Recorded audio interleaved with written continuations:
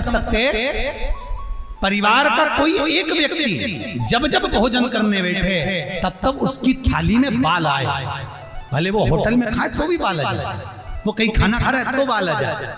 8-15 दिन में, 4 दिन में, 3 दिन में, 2 दिन में, 6 दिन में आपकी थाली के भोजन में अगर बाल निकल रहा है, केश निकल रहा है, समझ लेना कि पितृ आपसे कुछ मांग रहे हैं, पितृ आपसे कुछ चाहते हैं।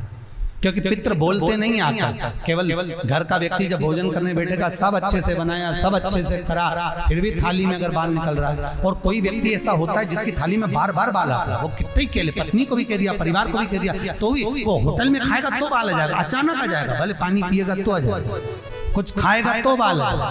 8 दिन में, 15 दिन में, 6 दिन में उसके भोजन में बाल आएगा ही आएगा। समझ लो पितृ कुछ कहना चाहता, पितृ कुछ बताना चाहता, कुछ वर्णन करना चाहते। घर में अगर आप उससे भी नहीं समझ सकते तो घर में बैठे बैठे एकदम गंध आने लगे। 8 दिन में, 4 दिन में, 6 दिन में, ना जाने कौन सी गंध की बदबू सी आ रही, कोई गंध आ रही, कोई सुगंध सी आ रही, कोई गंध सी आ रही। समझ लो पितृ की छाया पड़ रही है, पितृ कुछ मांग रहा है।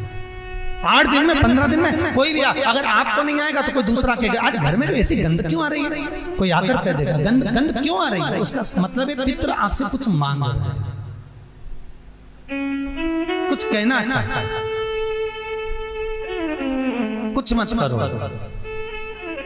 अगर ज्यादा लगता है कि हमारे घर में पितृ दोष है, पैसे नहीं आ रहे, लक्ष्मी नहीं टिक रही, पीपल के पत्ते पर श्राद्ध पक्ष की एकादशी के दिन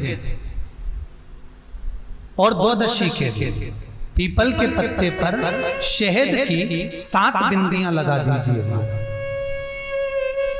उसी पर चंदन लगा दीजिए, 7 आखे चावल, सफेद चावल उस पर रख दीजिए, एक जौ, थोड़ी थोड़ी काली तिल उस पर रख दीजिए। अपने पूर्वजों का नाम लेकर, पितरों का स्मरण कर कर, गोत्र बोलकर, नाम बोलकर बहते हुए पानी में उस पत्ते को छोड़ दीजिए। ये केवल श्राद्ध पक्ष में होगा, एकादशी तिथि के लिए बहते पानी में छोड़ दीजिए। जिंदगी में कभी संपदा की कमी नहीं आएगी, पितर आशीर्वाद देकर जरूर जाएंगे, ये पक्का है। शिव महापुराण कहते हैं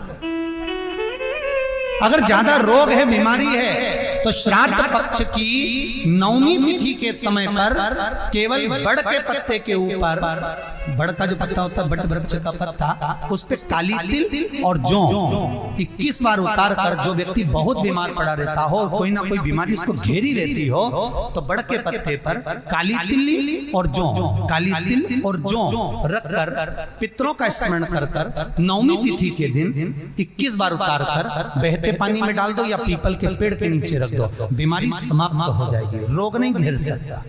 अगले श्राद्ध तक लिखकर रखना कि किस तारीख को करा, किस तिथि को करा, अगली तिथि तक जानना, आपको रोग नहीं आएगा, बीमारी नहीं आ सकता, कष्ट नहीं आएगा। शिव महापुराण का भाग, भगवान शिव आनंद की राशि। तो 3 वृक्ष, 3 पशु, 3 पक्षी और 3 जलचर ऐसे हैं जिनको पितृ माना है। तो 3 वृक्ष कौन कौन से हैं? शास्त्र कहता है पहला पीपल, दूसरा बरगद बड़ और तीसरा बेलपत्र। इन 3 वृक्ष के नीचे श्राद्ध पक्ष में पितरों का निवास हो जाता है। इन 3 वृक्षों के नीचे 3 वृक्ष पितरों के तुल्य हैं। पहला पीपल, दूसरा बट वृक्ष, तीसरा बेलपत्र का बेलपत्र का। कभी अनायास श्राद्ध पक्ष में आप कुछ भी ना कर पाए, कुछ भी ना कर सकते हो, तो एक पत्ते के ऊपर कोई सा भी पत्ता ले लो, चाहे पान का ले हो, कोई पीपल का ले हो, कोई भी पत्ते के ऊपर एक पुड़ी, थोड़ा मीठा थोड़ा नमकीन रखकर अपनी कामना कर कर अपने पूर्वजों के लिए इन 3 वृक्ष के नीचे 16 श्राद्ध में किसी भी एक दिन आप वो भोजन को रखकर रह जाइए। अपनी कामना कर कर सुख का अनुभव होगा, पितरों को शांति मिलेगी। 3 वृक्ष पितरों के तुल्य हैं। 3 पक्षी पितरों के तुल्य हैं। कौवा, हंस और गरुड़।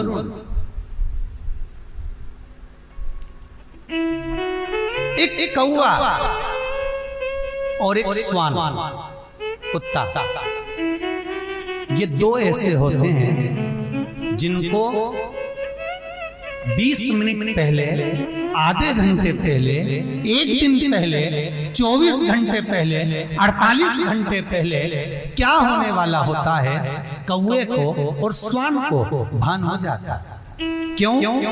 क्योंकि ये यमलोक में जहां यमराज निवास करते हैं, श्वान और कौवा उस स्थान का भाग ग्रहण करते हैं और इनको ये ज्ञान पूर्व से यमराज से प्राप्त होता रहता है। पूर्वहान होता प्राप्त होता रहता है। एक कौवा, एक श्वान, कोई घटना घटने वाली होती है तो कुत्ता रोने लगता है। कोई घटना घटने वाली होती है तो कौवा आकर बैठ जाता है। कोई आ रहा है तो कौवा आएगा। कोई भाव सूचक है तो कौवा आकर बैठेगा। दरवाजे पर कैसे, उसका भी भान है। अटारी पर कौवा कहाँ बैठा है, दरवाजे पर कौवा कहाँ बैठा है, किस स्थान पर कौवा विराजमान है, उसका भी भाव हमारे शास्त्र में वर्णन है। 3 पक्षी, 3 व्रत पितरों के तुल्य हैं। पक्षियों में कौवा, हंस और गरुड़, ये पितरों के तुल्य, जो अधोगति में मर जाते हैं, जिनको पिंड नहीं मिलता, तर्पण नहीं होता, ब्राह्मण का भोज नहीं मिल पाता, जो मर जाते हैं, जिनका अंतिम संस्कार तक नहीं होता, जिनकी गति बिगड़ जाती है, ऐसे जीव कौवे के अंश में प्रकट होते हैं, जो पूर्ण फल लेकर जाते हैं। पितृलोक में जगह नहीं होती, बैकुंठ में जगह नहीं होती, कहीं अगर जगह नहीं है देवलोक में तो इनको कौवे के अंश में, गरुड़ के अंश में या हंस के अंश में डाल दिया जाता है। महाराज फिर अगला वर्णन किया, 3 पशु, कुत्ता, गाय और हाथी, ये पितरों के तुल्य होते हैं। शिव महापुराण की कथा कहती है, अगर श्राद्ध पक्ष में गया नहीं जा सकते तो गाय के मुख में गयासुर ने वर दिया था कि गाय के मुख में अगर कोई गया नहीं आ पाएगा तो गयासुर 16 दिन गाय के मुख में निवास करेगा। और गाय के मुख में श्राद्ध के समय पर अगर कोई रोटी देगा, श्राद्ध के समय पर जो भाग देगा, उसको गया जी में पिंड करने का पुण्य फल प्राप्त होगा। ये गयासुर का वर गौ माता के लिए था। तो गाय के मुख में 16 दिन तक गया क्षेत्र का पिंड का भाग प्राप्त होगा। कुत्ता, गाय और हाथी। श्वान को रोटी क्यों देते हैं? क्योंकि श्वान पितरों को अपना भाग प्रदान कर देता है। श्वान भगता नहीं है, चुका देता। फिर 3 जलचर है महाराज जो पितरों के तुल्य हैं, मछली, कछुआ और नाग। पिंड जो बनाया जाता है वो पानी में दिया जाता है। मछली जिसको पाती है वो पितरों को प्राप्त होता है। कछुआ श्रावण के इस 16 श्राद्ध के अंतर्गत कछुआ यदि आपके दिए हुए भाग को पा लेता है तो वो जीव उसी समय पर तर जाता है। और महाराज नाग वो भी पितरों के तुल्य माना। इन 3 पितरों के क्रम का वर्णन किया गया है। सब्सक्राइब करें टोटल भक्ति को। अब हमारे वीडियोस को सबसे पहले देखने के लिए बेल आइकन को दबाना ना भूलें।